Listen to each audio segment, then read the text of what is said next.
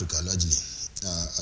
Kenya has got better laws for the media, and the media is a little bit free and independent in Kenya compared with other countries in Africa, even in terms of investments and even the capacity of journalists compared with journalists working in other countries. You see the minimum nowadays in any newsroom, you will get master degree. And so that tells you that there have been huge investment in human resource and also in technology and also in the businesses that run the media. But of course, we usually have this pull and push between the government and the media. And for right now, we are seeing a regime change. And every regime, whenever they come into power, they usually have their own way of trying to regulate the media.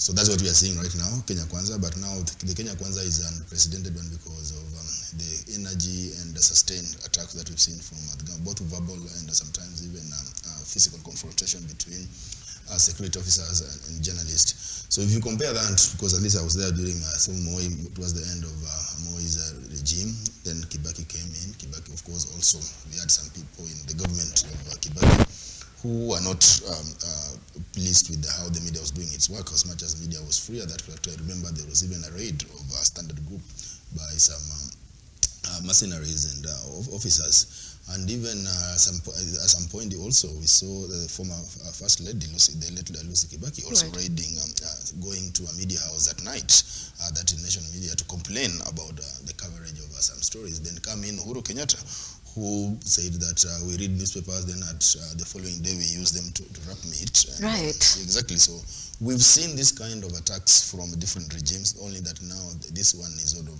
a different scale. But of course, you know that they abhor the media. If you look at how they are campaigning, last year they said that the media was in bed with Azimio, that was also competing for state power with Kenya Kwanza.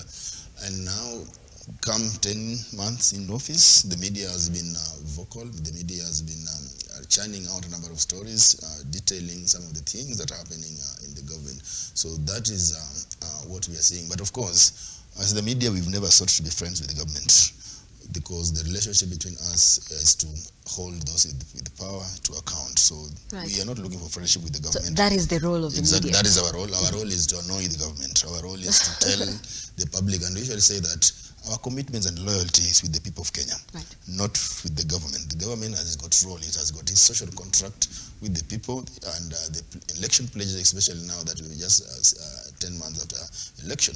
So is the government to deliver to the people. For us is to hold them to account and to ask those difficult questions, because that is journalism. Journalism is saying what people would not ordinarily want to say it. So basically that is what you are seeing between the relationship between the media and the government. The relationship world over has always been adversarial. Even look at in the US, the former president Donald Trump, he came up with the word fake news because he didn't like the way the American journalists were holding to account. So the relationship between the government and the media has always been adversarial. However, we usually say that as much as that relationship is supposed to be that way, but they should not resort to physical attacks on journalists, and also coming up with the campaigns and propaganda against the media, because all of us will need a better society.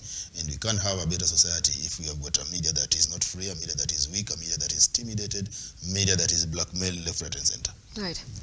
And bringing our legal mind into this conversation,